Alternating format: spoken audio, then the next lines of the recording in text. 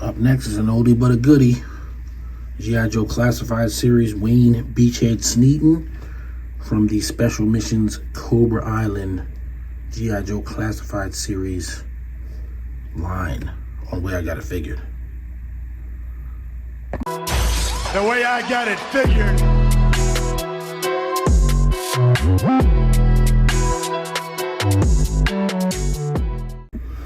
What's up, peeps?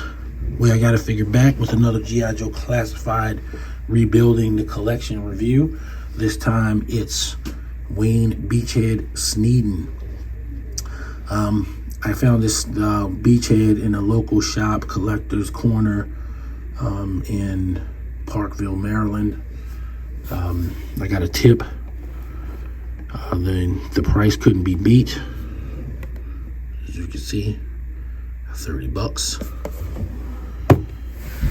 for this Beachhead, which has been unopened. It's still sealed. And I couldn't resist, so I went and got it. So there you go. Beachhead is back. It is the brown-eyed version, which is the one I would prefer if I'm gonna have one, because hilariously, back in the day, on his original file card, he had brown eyes. Yeah. And I think he had brown eyes on the cartoon too, but whatever. So there you go, Beachhead. We're gonna go over his package, of course, as we do.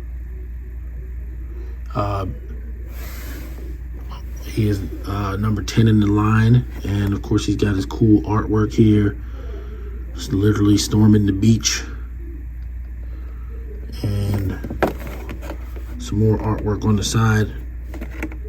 On Covert Island, the main terradrome in the background, and his super weird laser beam rifle or whatever this is back there. And of course, this being the third Cobra Island figure I've done a review on. Here's the Cobra Island back. And then on the other side, we've got his file card. He's number 10 in the series. And he's a 3 Vanguard, 3 light weapons, 3 covert operations, 3 weapons engineering. So it's kind of weird. He's a 12, just like Flint. I don't know what the weapons engineering is supposed to be. I remember his secondary military specialty was small arms armor or something like that back in the real American Hero days, so maybe that's what that's referencing. But there you go, Beachhead's file card. So we're gonna get Beachhead out of the package and go over his accessories and weaponry, all nicely arrayed there. Let's get into it. All right, here's Beachhead on the turntable. And he does come with a healthy amount of accessories, not counting his belts and doodads that are removable. He's got 6 different pieces, some of which are sort of approximating the 1986 release, some of which are, you know, completely new. Well, let's say one of which is completely new. This is the weird Nerf gun that he comes with. And I know, I'm normally the one saying I don't really mind the sci-fi weapons and everything like that. And I don't. But I do think that the one that they decided to give Beachhead here is a little too far out of range for me. So I'll be giving him something else. Namely a Gridiron Studios upgrade. And when it's time for me to do these, you know, when I get these, I'm probably going to do like kind of like, you know, batch video with different kits that I've upgraded for different characters. So getting a little bit closer look at Beachhead. At the time of his release, he had some parts unique to him, which of course is this shirt and the arms, and of course the head portrait. They were all unique parts to Beachhead. His legs are the Duke Flint legs. In fact, I would probably say Flint exactly has his legs, because Flint has the smaller knee pads than Duke, I think. Well, they might be the same. I don't have Duke and Flint with me to check, so unfortunately. Yeah, it does have the same boots as Duke and Flint, with a different type of shin guard on there that's unique to him. And then he's got the knife sheath and a bunch of belts and his vest.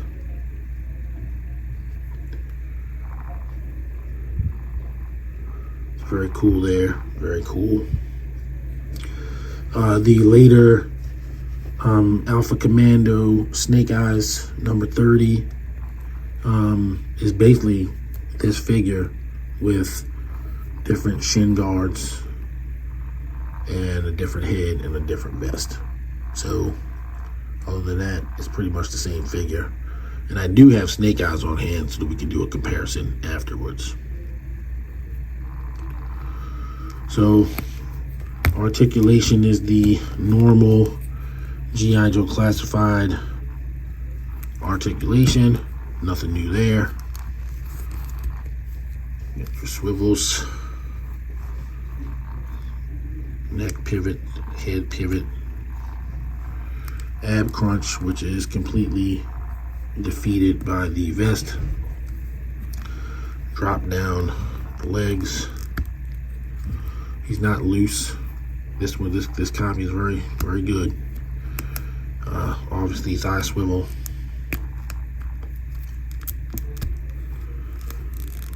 Wrist,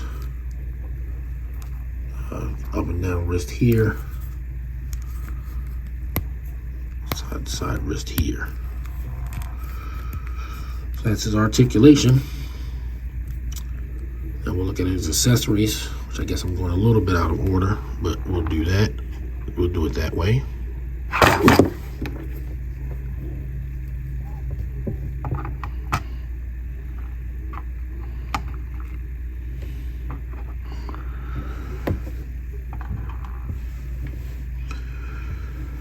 Alright, so we'll start with his main weapon first.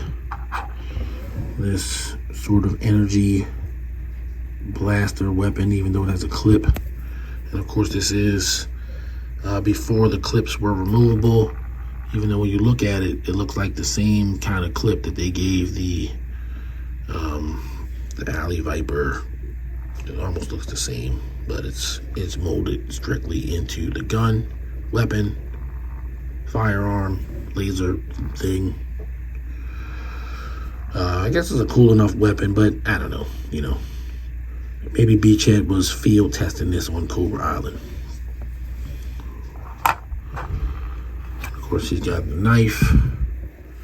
I believe this is the same knife that Snake Eyes version 1 came with. The crossbow, which is one of those things that's an approximation from back in the day. The backpack that he came with in 1986 had the crossbow just sort of bolted on there, didn't come off.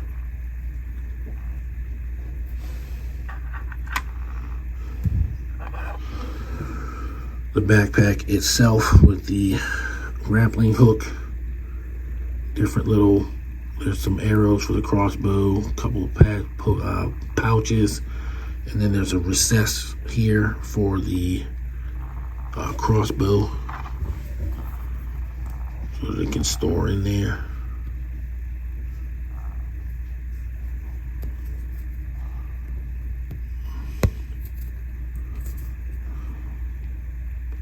It's about as good as that's gonna get. There you go. Which I guess because it's green, it does break up the color a little bit, but it's all black, no paint apps on it.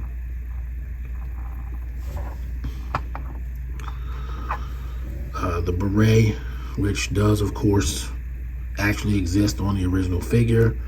He just had it tied down underneath the strap in his vest. And of course the standard handgun, that's the same one that Duke and Flint come with, the so-called Nerf gun. That's Beachhead's accessories. We're gonna get them, geared up, and I'll show them like that, and then of course we'll compare them to Snake Eyes. There's Beachhead, all geared up. How I will normally display him, though, would be, of course, with a different weapon, and he would not be wearing the mask, the beret over his baklava. So, it'll be something like that. One of the things I would have perhaps liked to see is, Beachhead's face isn't like an unknown face. I have a Beachhead that comes with an additional head from the 50th anniversary wave line. It's a Beachhead, and he comes with the baklava head, and he comes with a normal head where he's sort of got reddish brown hair, and he's not Snake Eyes, right? Snake Eyes wears a mask to hide his face. Beachhead wears a mask because, I don't know, he's a jerk. But needless to say, Beachhead is an extremely popular character for various reasons. A lot of people like him because of how he was on the cartoon. A lot of people like him just because he's a ranger. A lot of people like him because of how he was written, by Larry Hama. Personally, I always liked him, obviously due to his appearance and his job, but because he doesn't get mad, he gets even. And I wish I could be like that. I get mad. I get angry. So I wish I could not get angry, but I do. All right, so let's do some comparisons with Snake Eyes real quick. All right, so here's Beachhead with Snake Eyes. As you can see, they share pretty much all the parts, even down to the boots. Snake Eyes has different shin guards and a different vest, like I mentioned. This Snake Eye, it even has the same, it looks like he's got a different neck. So it's got a different neck and head, different head and neck.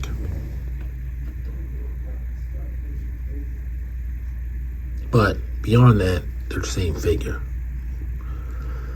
And this Snake Eyes Alpha Commando is actually taller than the other Snake Eyes figures, probably because they made 02 Snake Eyes a little bit shorter than Duke, and this is basically Duke, the legs.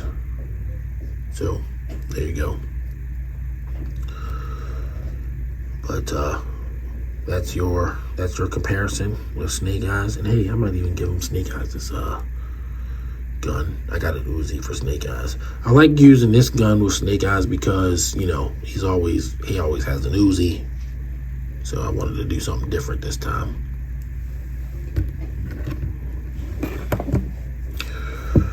All right, final thoughts coming up.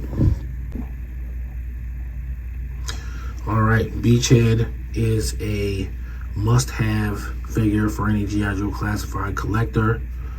He was obviously on my short list to replace when I began rebuilding my G.I. Joe collection. When I do this, I do look for deals so that I'm not paying excessive amounts to replace figures. And $30 seemed right about there for this guy. On eBay, it goes for about $50. So, the price was right, and I would have paid the $50 obviously if I couldn't find one for $30. It's Beachhead.